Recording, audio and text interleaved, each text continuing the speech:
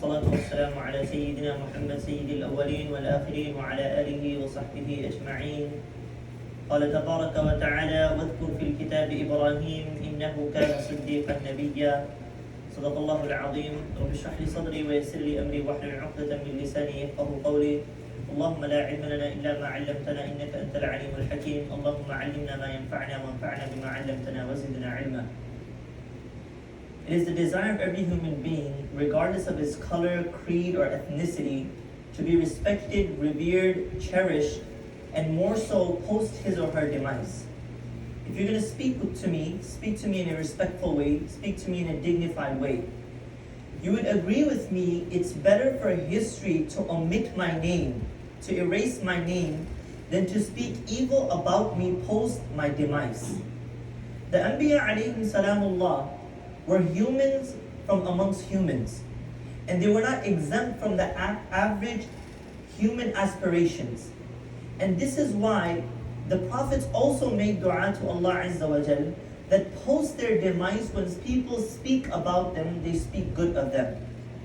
The Prophet Ibrahim alayhi salatu wasalam, whose legacy we revive, whose legacy we cherish, made a supplication to Allah, وَجَعَلْ لِي لِسَانَ صِدْقٍ فِي الْآخِرِينَ وَجَعَلْ لِي مِنْ وَرَثَةِ جَنَّةِ النَّعِيمِ.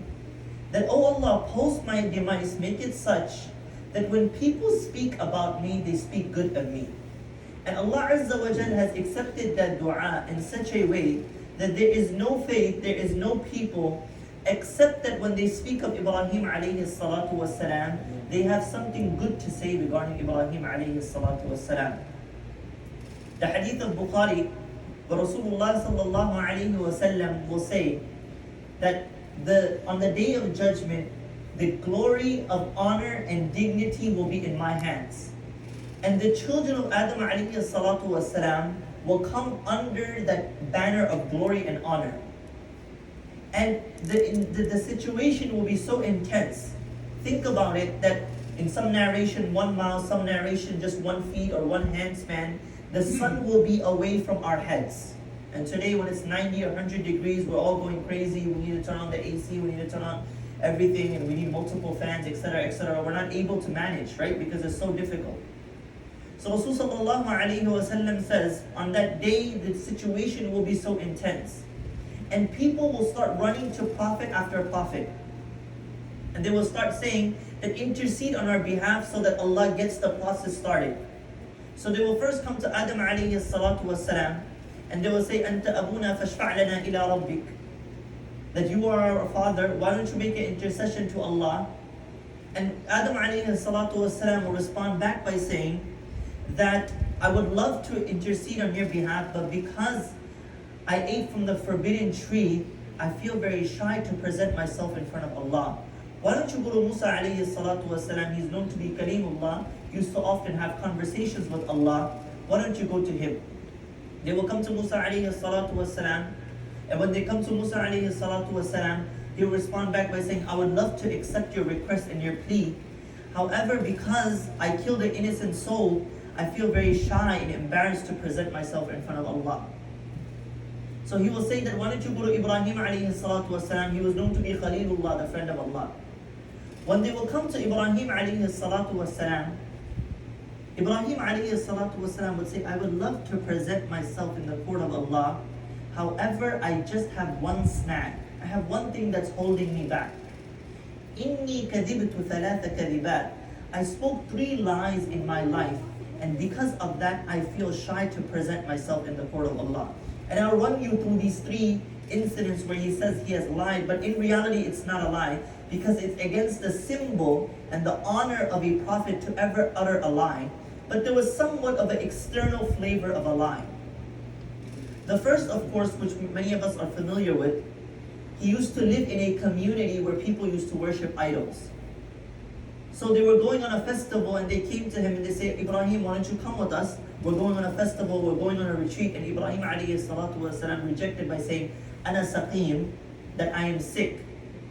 So when they understood this, they thought that, oh, Ana saqim, I'm sick, means he's physically sick. But Ibrahim alayhi salatu wasalam was referring to the spiritual sickness, how he was extremely sick and disturbed because of them worshipping idols. So that's the first interpretation of that. You know, when someone comes to me and says, why don't you join me over there? And I'm saying, no, I'm not feeling it. I'm not feeling well. It could mean physically I'm not feeling well, or maybe I don't want to join you. So there's a dual interpretation.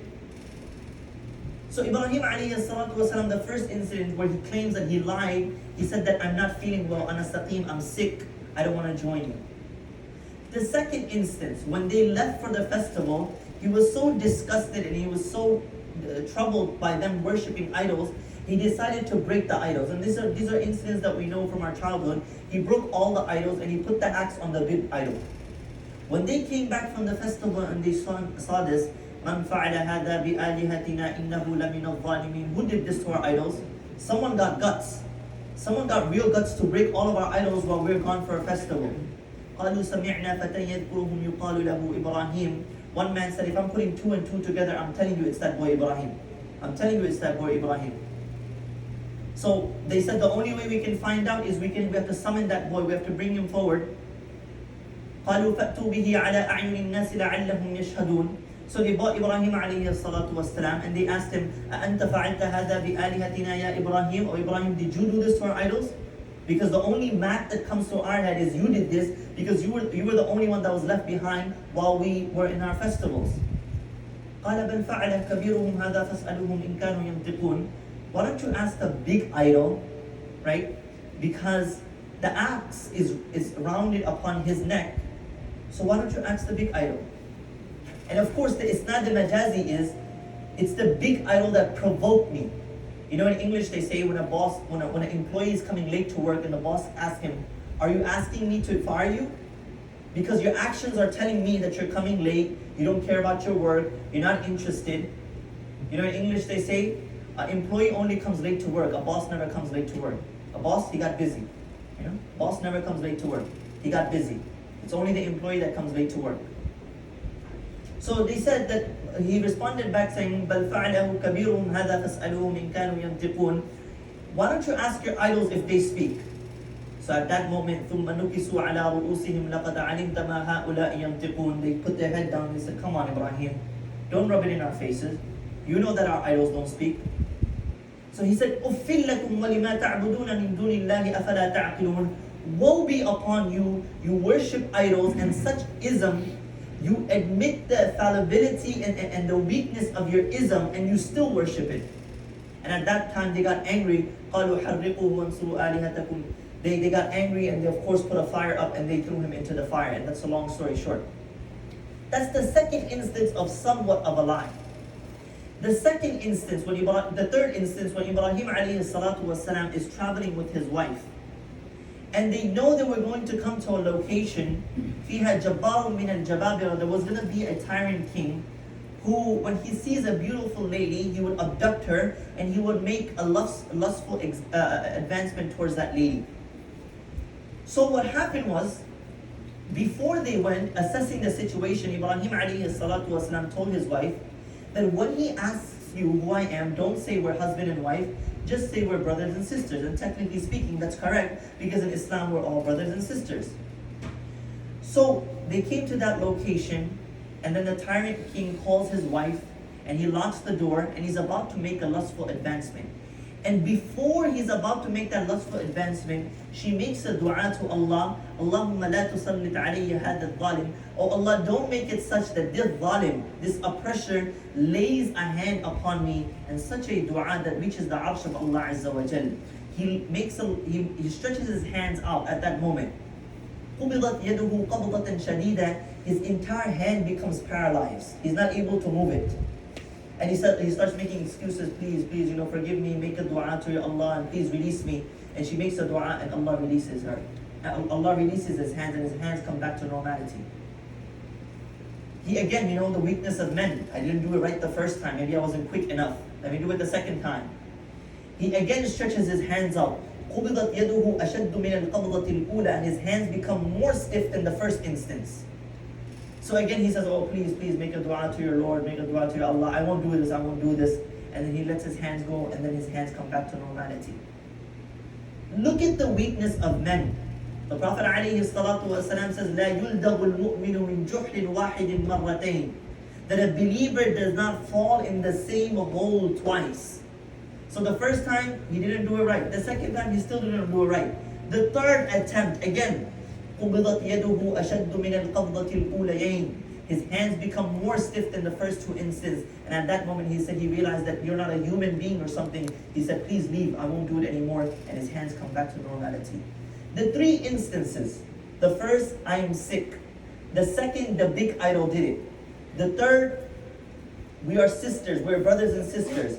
All of them are not a great crime in the court of Allah. Still too, Ibrahim alayhi salatu wasalam says, I feel shy to present myself in the court of Allah because of three lies. How will you and I present ourselves in the court of Allah on the day of judgment? Day in, day out, lies after lies.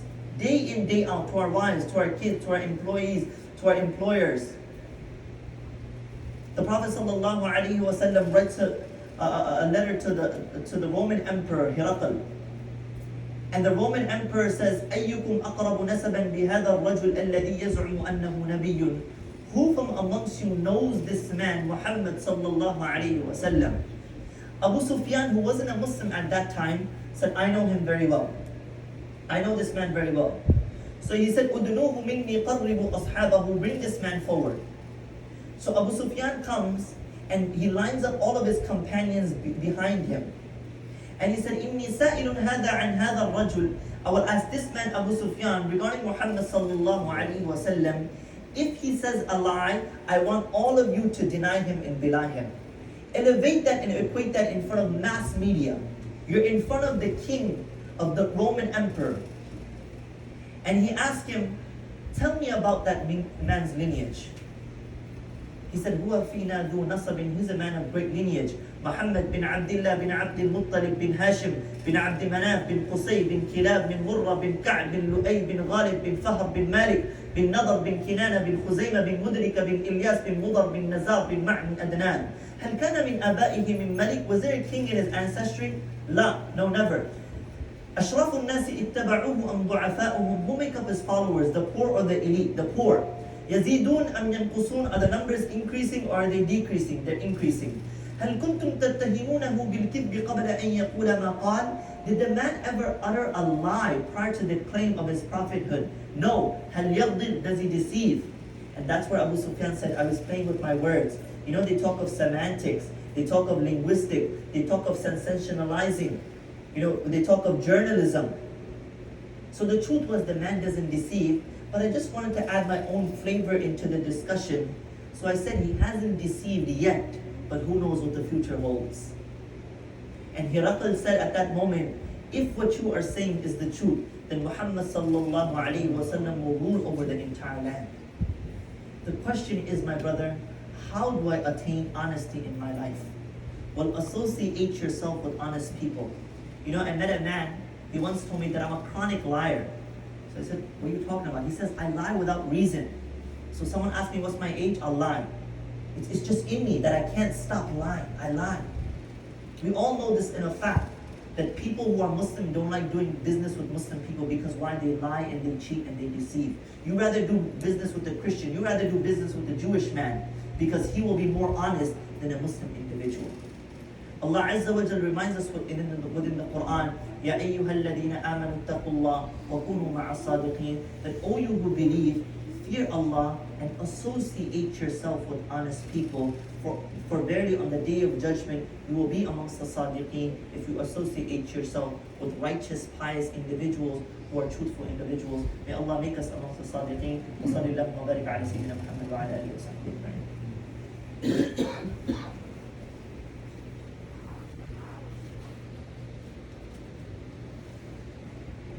ألا إن الحمد لله نحمده ونستعينه ونستغفره ونعوذ بالله تعالى من شرور أنفسنا من يهده الله فلا مضل له ومن يضلله فلا هادي له ونشهد أن لا إله إلا الله وحده لا شريك له ونشهد أن سيدنا ومولانا محمدا عبده ورسوله إن الله وملائكته يصلون على النبي يا أيها الذين آمنوا صلوا عليه وسلموا تسليما اللهم صل على محمد عبدك ورسولك وصل على المؤمنين والمؤمنات والمسلمين والمسلمات وبارك على محمد وأزواجه وذريته.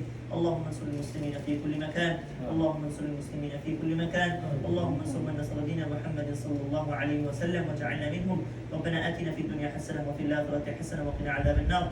ربنا لا تجعلنا فتنة للقوم الظالمين ونجنا برحمتك من القوم الكافرين. اللهم استعملنا وتقبلنا لخدمة دينك، اللهم استعملنا وتقبلنا لخدمة دينك.